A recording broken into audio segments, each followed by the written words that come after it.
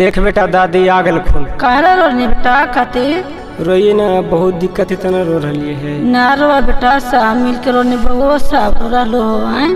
कुछ खाए पिला है नहीं घर में तो रो रही है। तो ना रो बेटा हिम्मत से कम ले के रोवे तो हो जाए। अभी का भी घटल है सब कुछ तो कुछ नहीं है हमारे पास। घटल बढ़ल सब ठीक हो जते। अभी भरोसा रखा भगवान पर। आदमी ना कोई करे तो भगवान करे न बेटा। घर में खर्च ना है, पैसा ना है तो कहाँ से लिया? कमाई जरा रख ले पैसे सब कमाई तो देवे न करे, कुछ करिए न दे तो गाँव पर है न बेटा। ओकरे बेच खोद के सबके दे दिया, कोई के गाड़ी बात ना सुनिया छे। हमारा कर्जा गाँव है तो सब मांग ले। सब हम कमैलिए बहादुरपुर में, वहाँ 7 साल पहले काम के लिए, वहाँ 7 लाख रुपया बाकी तो ना दे कि तो कुछ करिए। सब निकलते बेटा जाए दो, भगवान पर भरोसा रखिए। राजगीर में काम के लिए यूनिवर्सिटी में तो हम 3 लाख रुपया बाकी देवे न करे। अपन खेत द्वार घर बेच के सब दे रहे तो कुछ करिए। तो जे हिम्मत रखा न बेटा ओकरे सब कुछ होगा है। दादा देखो ना गाना लिख के हैं। वो तो ठीक है सब कुछ है कि, लेकिन कुछ न हो रहे। बहुत हमारा दिक्कत हो रही। अभी कुछ ले बाल बच्चा सब भूखले रह रहे। कर ले इलावा उलावा कुछ लावा है ये नहीं तो कहाँ से ले? जरा गरीबी हो न बेटा उरा सब कोई देख के हंसा, गले के झिटकी हो हंसा। अपनो आदमी ना साथ दे जरा भगवान साथ दे। समझनी ना, भरोसा करना चाहिए भगवान पर, हिम्मत रखा। भरोसा तो कर ही रही, बगैर भरोसा के लिए तोरा खोजलिए है हमें। हाँ भरोसा करके कैसे कहनी कि दादी हमरा दादी चाहिए तो कहली कि सबके छोड़ के दादी की तरह चाहिए न तो कहलू हाँ। तो उसी दादी पर भरोसा रखा तोरा सब चीज हो। तू कहलू कि कानून से हमरा चाहिए, वही ना कहली कि कोई चीज चाह बेटा। तो तू कहलू कि कानून से हमरा सब कुछ चाहे। दादी जे मांगवा जे तू हमरा दादी चाहे तो दादी तोरा मिलली ना। तोरा सब चीज हम दिलेबे, कानून से मिलते। मोदी सरकार के सब चीज देवल है और सब चीज होती तरह हम विश्वास करे। लोग कोई से कहे तो कोई न विश्वास करे हमरा पर आजकल। कोई के छोड़ा ना, आदमी न विश्वास करे, ऊपर वाला पर विश्वास करना चाहिए। समझला, हिम्मत से रहिया, हिम्मत से कम लिया। कोई के गाड़ी बात ना सुनिया, कमा के सबके दे ले जा। आ तू एगो गानवा दिल खुने दरा जाके गावा, साथ साथ हमनी साथ रहियो। गईबो भी मिल के टेंशन ना लिया। हमरा गावे उतना याद रहा है कहीं। सब परिवार तो रखें जे साथ है। कहलू ना कि दादा के नाम रोशन करवाए, वही रोशन करे ला है तोरा बस। हम तो कहवे के लिए हम सब कुछ के लिए सब कुछ कर ले तैयार ही। हाँ तो वही रोशन चला करी है। हम तो उनके साथ ही है हमेशा जन्मों तलक। ठीक है को ठीक जाइए बेटा। अब ये चल जाइए, रुक के तो जाइए। जाए बढ़िया से सब गोटी रहते जिया। एली टाइम तो साथ रही सुन ला। बढ़िया से सब काम करा। जहासा जरा से दो मारे वाला के लाठी पकड़ा, बोले ला के मुँह ना पकड़ा है। एक दिन सबके मुड़ी झुकते नीचे, तू हो ऊंचा। समझला? ठीक है जाइए। देखो देखो ये गरीबी से मेरा बुरा हाल।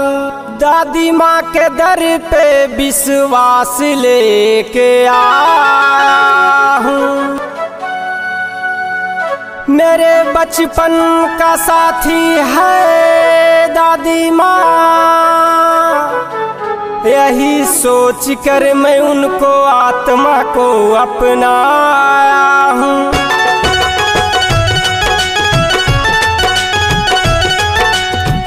अरे दुनिया वालों मोदी जी से कह दो।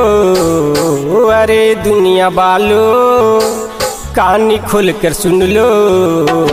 आत्मनिर्भर बनाने आत्मा गया है। आत्मनिर्भर बनाने आत्मा गया है।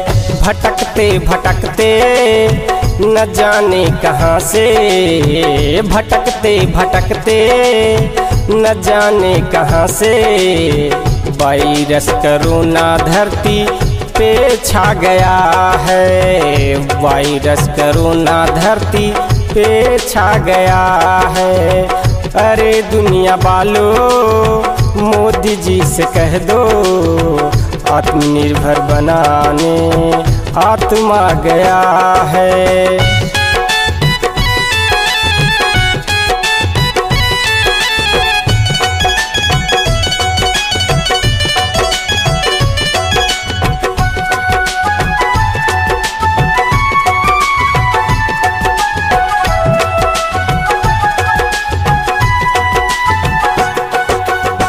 न दिखता है तन भी न कोई सहारा।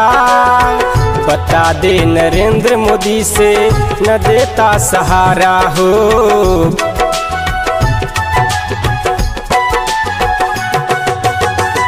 न घर में है खर्ची न घर में है रुपया, बता दो नरेंद्र मोदी से आ गया है आत्मा हो।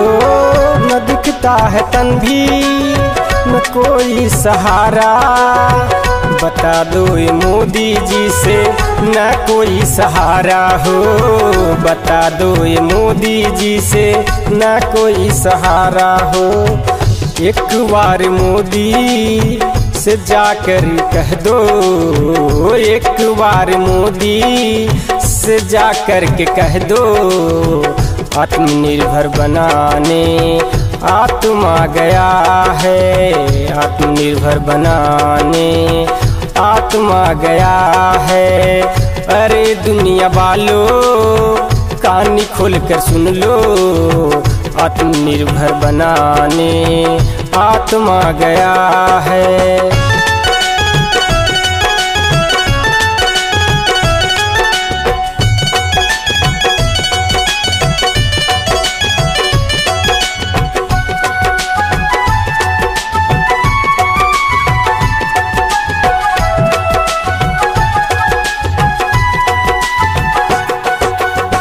सुनते ही दौड़े चली आए आत्मा, लगाया गले से दादी माँ के आत्मा हो।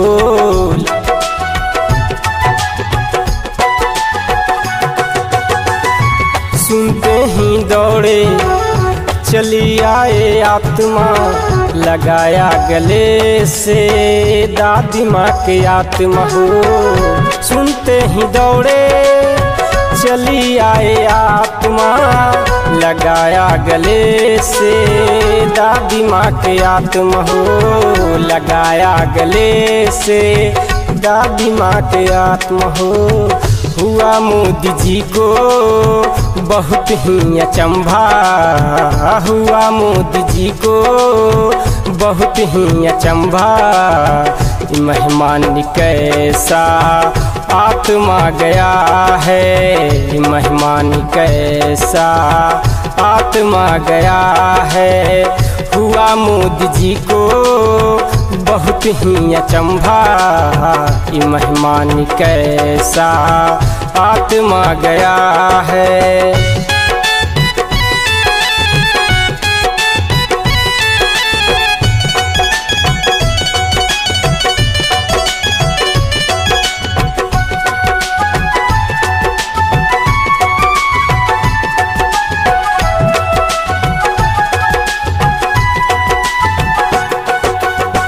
बारी बारी आए दादी माँ समझाए, दादाजी को नाम को रोशन करना है।